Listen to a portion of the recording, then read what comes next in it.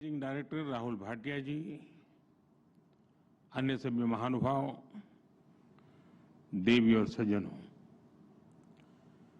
आईटा की 81st annual general meeting और world air transport summit में मैं आप सब अतिथियों का भारत में स्वागत करता हूं, आपका अभिनंदन करता हूं। ये कार्यक्रम 4 दशक बाद भारत में हो रहा है। इन 4 दशकों में भारत में बहुत कुछ बदल चुका है। आज का भारत पहले से कहीं ज्यादा आत्मविश्वास से भरा हुआ है। ग्लोबल एविएशन इकोसिस्टम में हम न केवल एक विशाल मार्केट है, बल्कि पॉलिसी लीडरशिप, इनोवेशन और इंक्लूसिव डेवलपमेंट के प्रतीक भी है। आज Bharat global space aviation convergence का एक उभरता हुआ लीडर है।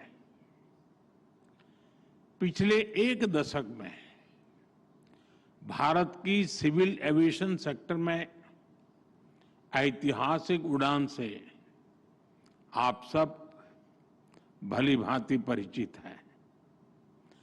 साथियों, ये समिट, ये डायलॉग एविएशन के साथ ही ग्लोबल कोऑपरेशन,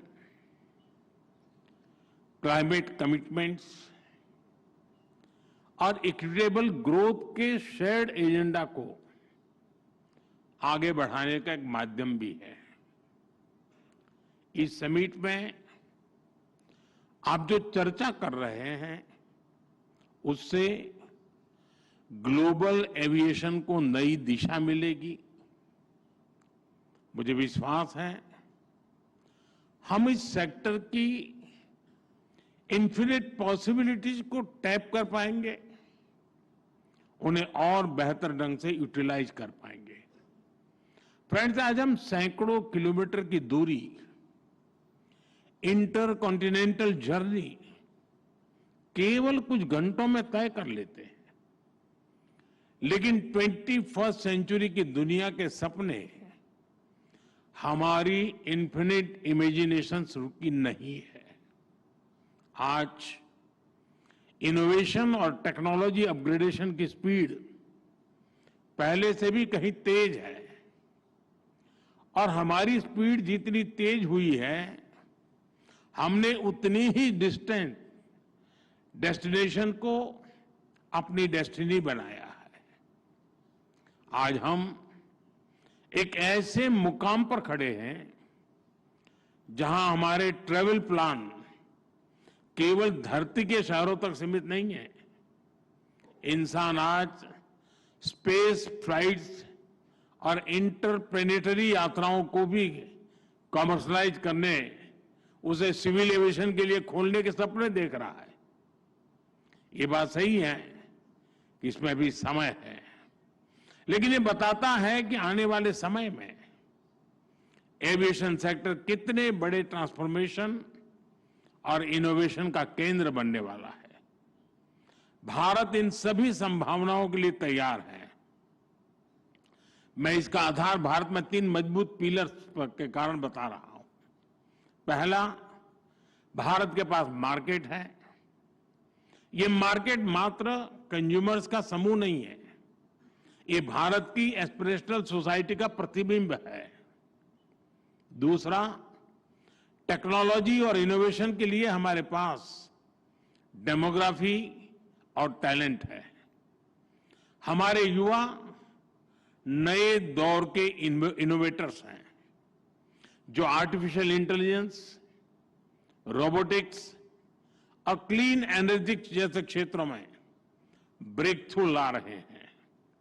तीसरा, हमारे यहां इंडस्ट्री के लिए ओपन और सपोर्टिव पॉलिसी इकोसिस्टम है। इन तीनों सामर्थ्य के दम पर हमें मिलकर भारत के एविएशन सेक्टर को नई ऊंचाई पर लेकर जाना है। फ्रेंड्स, बीते वर्षों में भारत ने सिविल एविएशन के क्षेत्र में एक अभूतपूर्व परिवर्तन देखा है। आज भारत दुनिया का तीसरा सबसे बड़ा डोमेस्टिक एविएशन मार्केट है। हमारी उड़ान योजना की सक्सेस इंडियन सिविल एविएशन का एक गोल्डन चैप्टर है।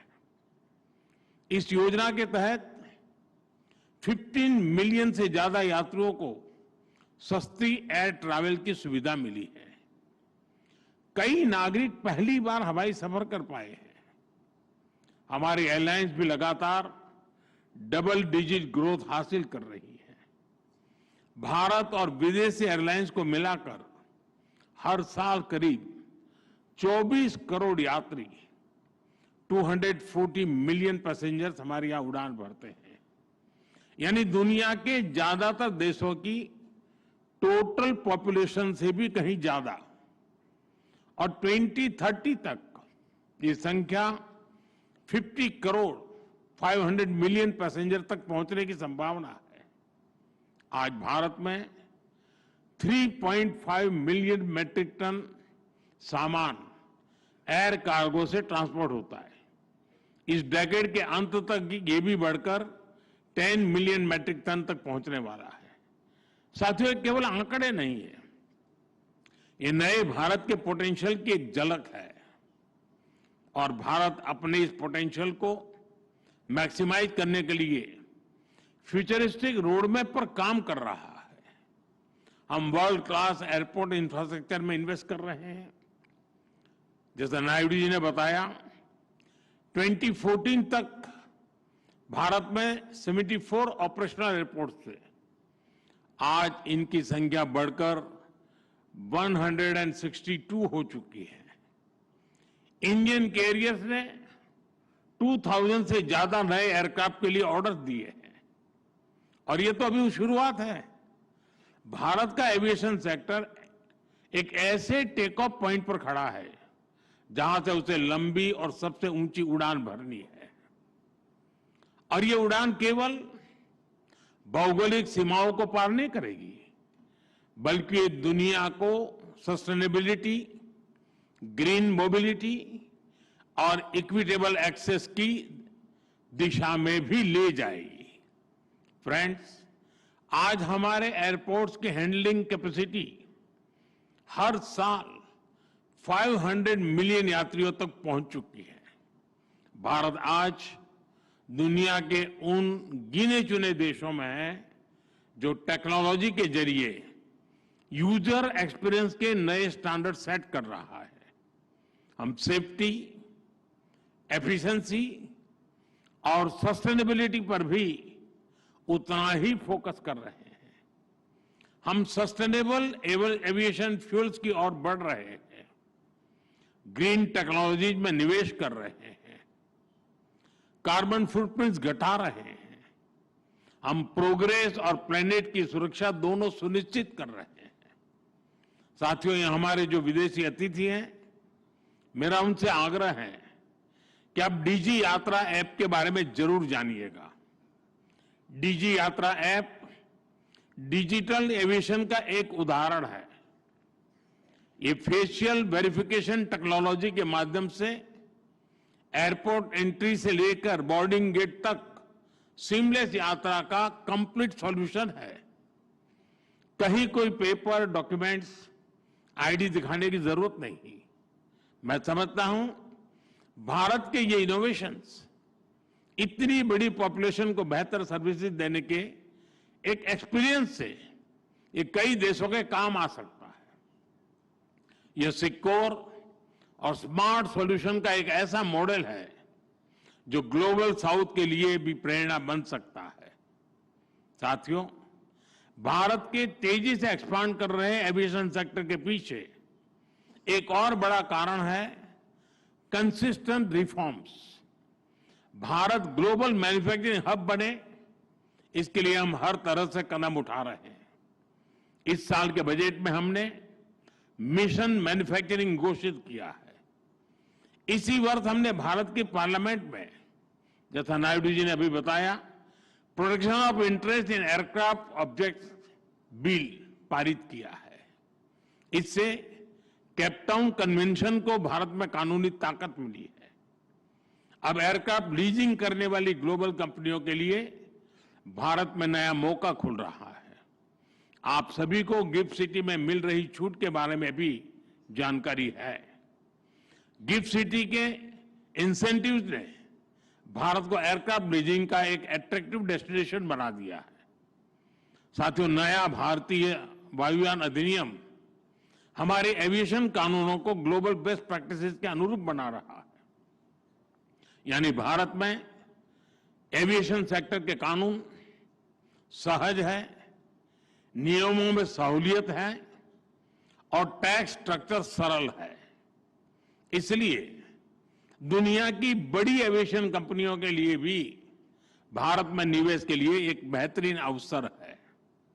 फ्रेंड्स, एविएशन सेक्टर में ग्रोथ का मतलब है नई उड़ान, नए रोजगार और नई संभावनाएं। एविएशन सेक्टर में pilots, crew, engineers, ground staff सभी के लिए नए मौके बने हैं।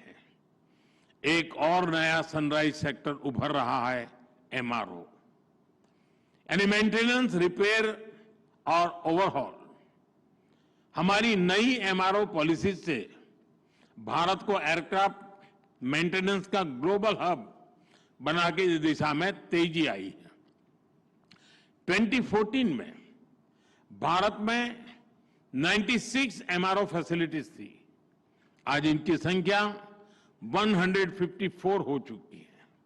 100% FDI under automatic rule, GST में कटौती, टैक्स रेशनलाइजेशन, ऐसे कदमों ने एमआरओ सेक्टर को नई ऊर्जा दी है।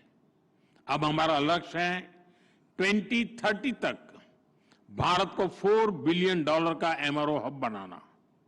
साथियों, हम चाहते हैं कि दुनिया भारत को सिर्फ एक एविएशन मार्केट नहीं, बल्कि एक वैल्यू चेन लीडर के रूप में भी देखें।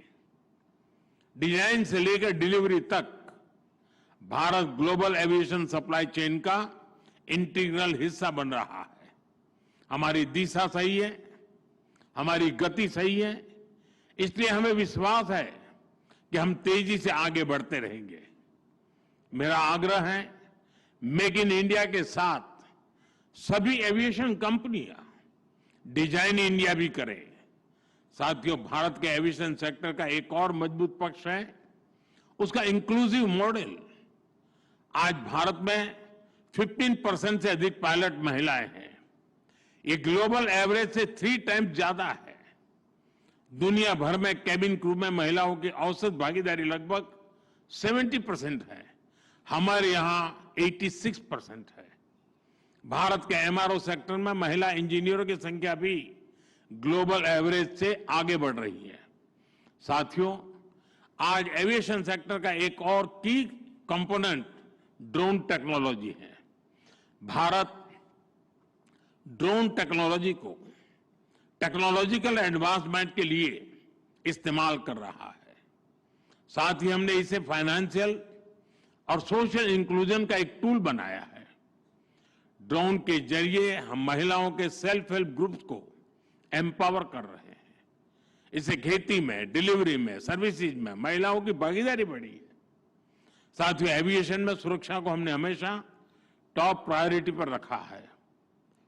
आईकाओ के ग्लोबल स्टैंडर्ड से भारत ने अपने नियमों को अलाइन किया है। हाल ही में आईकाओ की सेफ्टी ऑडिट ने हमारे प्रयासों को सराहा है। एशिया पैसिफिक मिनिस्ट्रियल कॉन्फ्रेंस में दिल्ली डिक्लेरेशन अडॉप्ट होना भारत के कमिटमेंट का प्रमाण है। भारत हमेशा ओपन स्काईज और ग्लोबल कनेक्टिविटी के समर्थन में खड़ा रहा है। हम शिकागो कन्वेंशन के सिद्धांतों का समर्थन करते हैं। आइए हम मिलकर एक ऐसा फ्यूचर बनाएं जहां हवाई यात्रा सभी के लिए एक्सेसिबल, अफोर्डेबल और सिक्योर हो। मुझे विश्वास है कि आप सभी एविएशन सेक्टर को नई ऊंचाई पर ले जाने के नए समाधान निकालेंगे। मैं आपको अनेक अनेक शुभकामनाएं देता हूं। बहुत बहुत धन्यवाद।